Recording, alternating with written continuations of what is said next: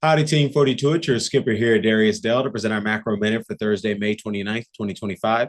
As always, we'll start with the executive summary from today's leadoff morning note.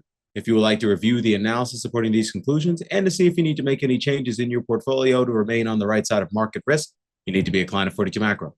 So, today's key macro question is, how will President Trump respond to adverse court rulings from quote unquote unelected judges and being called a taco? Our answer: probably not well. Trump's likely response will be to find clever ways to double down on his tariff agenda to save face in trade negotiations.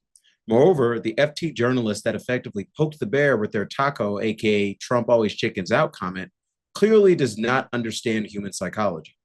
Insulting the president of the United States on the world stage is incredibly dumb and represents little more than bad, hyper politicized journalism. Shame on her for that, especially if he responds by unchickening out just to embarrass her. Trump has a long history of vindictive behavior that she failed to clearly research properly, In early signs of his lashing out to save face, President Trump has ordered fresh chip design export bans, jet engine part restrictions, and visa revocations for Chinese students. Moreover, he can invoke Section 338 tariffs, which allows the president to impose tariffs on up to 50% on imports from countries that are deemed to be discriminating against the U.S. While the authority has never been used, it does not require a formal investigation like the Section 232 tariffs. In short, investors should brace for renewed volatility in the weeks and months ahead. For what it's worth, this scenario is exactly what we've been warning about daily in our fundamental research summary for weeks. Lashing out may present the dip buying opportunity we've been preparing you for. Per our May 28th leadoff morning note, incremental brinksmanship regarding trade negotiations is also likely to trigger volatility this summer. Faded. We continue to believe there is a high probability that the next 20% delta in the U.S. stock market will be higher, not lower. The next 10% delta may be lower, but who cares? Buy the dip until you hear us officially dismiss Paradigm C as the modal outcome. Elsewhere, Musk signaled his advisory role to Trump is ending, casting doubt on the future of Doge and its impact on reducing the budget deficit. We told you last fall that Doge is kabuki theater designed to distract a gullible American public from trillions of debt finance tax cuts. Long live Paradigm C.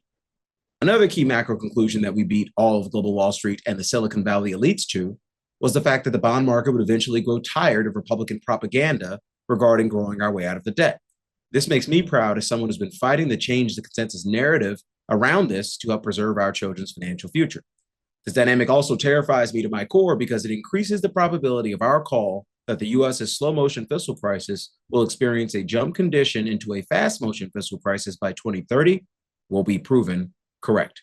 And again, this is not a Republican bashing ceremony. The Democrats are even worse than the Republicans as it relates to their profligate fiscal spending. So it's very clear that the bond market has woken up to the future of U.S. debts and deficits. And I think we went out on a limb. I want to say last September we made what at the time was a very bold call. Don't forget that bond yield, the 10-year Treasury yield was probably 100 when we made the call that the U.S. is on its way to a fiscal crisis by 2030. I think a lot more people agree with that view. And again, it's just one of many, many views that we've continued to espouse from our research that beat all of global Wall Street to the punch as it relates to, predicting movements in global financial markets. And, we're not going to mince words about that. We fully expect to stay as a leading indicator for what you hear out of Wall Street and what you eventually hear on TV and financial media as long as we'll be doing this. So let's transition to our 42 macro dashboard and wrap up with a question from our community. This one's regarding the inflation target. It says, how does raising the inflation target help the majority of Americans with little to no assets and can't afford essentials now? How will that be a golden age for most Americans? This is a pretty easy question to answer. So I'll start by saying the Fed's inflation target does not cause inflation. I'm pausing for dramatic effect. Let me say that again. The Fed's inflation target does not cause the level of inflation. There are a myriad of factors that cause the level of inflation, none of which include the Fed's inflation target. Stop thinking that the Fed causes inflation, the level of inflation. Now, the Fed contributes to the level of inflation by perhaps running expansionary or contractionary monetary policy. That's where we should begin the conversation. Raising the inflation target would allow the Reserve to adopt a less I don't consider their policy to be restrictive, but in their head, they think their policy is restrictive.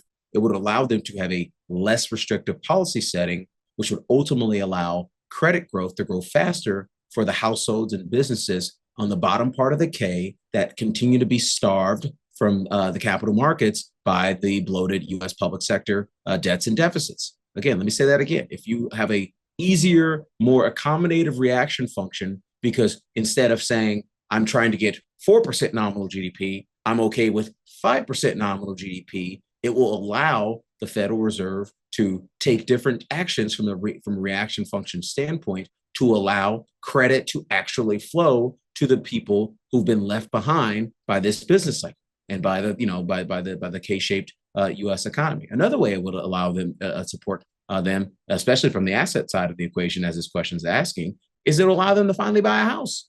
Mortgage rates are currently trapped at 6-7%, depending on who you are as a borrower, because the Federal Reserve cannot lower interest rates. And if they tried to lower interest rates, I guarantee you what would happen is not guaranteed. I don't want to speak about certainty with the future, but a high probability of what would happen is what we saw and anticipated and forecasted last fall. I would think I was the only person on all of Wall Street last fall that said, once the Fed starts lowering the policy rate, expect bond yields to go up. Everyone reacted to that like, oh my God, the bond yield's going up. The Fed is lowering the policy rate. We were the ones who told you the bond yield would go up when the Fed lowered the policy rate. And the reason why is because the market understands that the Federal Reserve is not serious about 2% inflation. The market can understand that the Federal Reserve very serious about 3% inflation. You can create a line in the sand at 3. Right now, there is no line in the sand. Is it 2? Is it 2.5? Is it 2.8? This is the Federal Reserve that lacks credibility with regard to its inflation targeting. We're in year 4 plus of 2% plus core PC inflation. How many more years before the bond market just says, screw it? Because right now, I'll tell you right now, if you look at 5-year tips, 10-year tips, 5-year inflation swap rate, 10-year inflation swap rate, 5-year forward inflation swap rates, they're all somewhere in the area code of 2.4 5% already.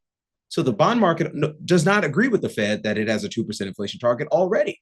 So it's another 50 basis points that goes to nominal that could easily be transferred from real. You same level of 10-year treasury yield if the Fed changes its inflation target. Now, I doubt that, because ultimately what would happen is the market would say, okay, we're going to have a more accommodative Fed, and ultimately the economy is going to wind up doing better. We're going to finally see a private sector credit cycle. We haven't had a private sector credit cycle since 2007. It's been almost 20 years since the private non-financial sector debt GDP ratio was trending higher in the United States of America.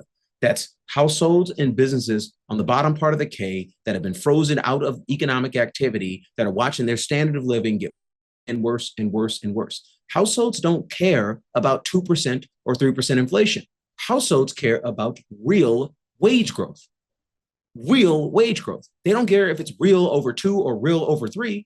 They care about real wage growth, and the current level of the Fed's reaction function to 2% inflation is preventing real wage growth for that cohort. And maybe it's by design. I mean, we know the creature from Jekyll Island is not a populist institution. It was formulated by Wall Street bankers to support the lending and money-making activity of Wall Street bankers. And guess what? 100 years later, 110, 112 years later, we're still here talking about this stuff. So, I'm right on this. I know I am. I've been right about a whole host of things since we started this firm, even larger whole host of things since before we started this firm. Otherwise, we wouldn't have $25 trillion of client AUM that we're advising on a daily basis. So, I think it's going to be a process, but I think it would be a huge mistake for the Trump administration if their goal is to grow their way out of the debt, which, by the way, requires us, if you have a 6 to 7% budget deficit to GDP ratio, which we're currently legislating to have in perpetuity, you need to grow nominally 6 to 7% just to stay flat. You need to grow more than that to grow, to stable, to cause the debt to GDP ratio to go down over time. And right now we're currently tracking at 4.5% nominal GDP. We're 200 basis points below that. So what's the easiest lever? I'll tell you what, there's 2 levers they can pull. There's a 3% inflation target, which may allow credit growth to finally start trickling down to the consumers and households, households and businesses on the bottom part of the K, or they can just cut spending. I would prefer they cut spending. It's the harder but more durable and more legitimate exercise, in my opinion. That is the sacrificing pain for long-term gain. But in my opinion, it doesn't strike me that there's enough people in Congress that want to go down that road. So I only posited the 3% inflation target revision as a easier of the two levers to pull. And to me, it just seems like water flows downhill as fast as it possibly can. So in my opinion, I think we're going to be talking about a Federal Reserve chair in waiting that is amenable at the very minimum to a 3% inflation target. And in my opinion, I think it will actually create better outcomes for people on the bottom part of the K from a real wage perspective. Who cares about 2% inflation, 3% inflation? I haven't met a human being that can feel 2% or the difference between 2 and 3% inflation. But I have met human beings that can feel the difference between positive and negative real wage growth. And that's where I'm going with this. So hopefully that explains things. And if I don't, keep asking questions about it because I can talk about this all day. So everyone have a wonderful day out there. Darius Dell presenting our macro minute for Thursday, May 29th, 2025. Best of luck out there today, tomorrow, and in the indefinite future. I appreciate you guys for tuning into these. We'll catch you back here tomorrow. Cheers.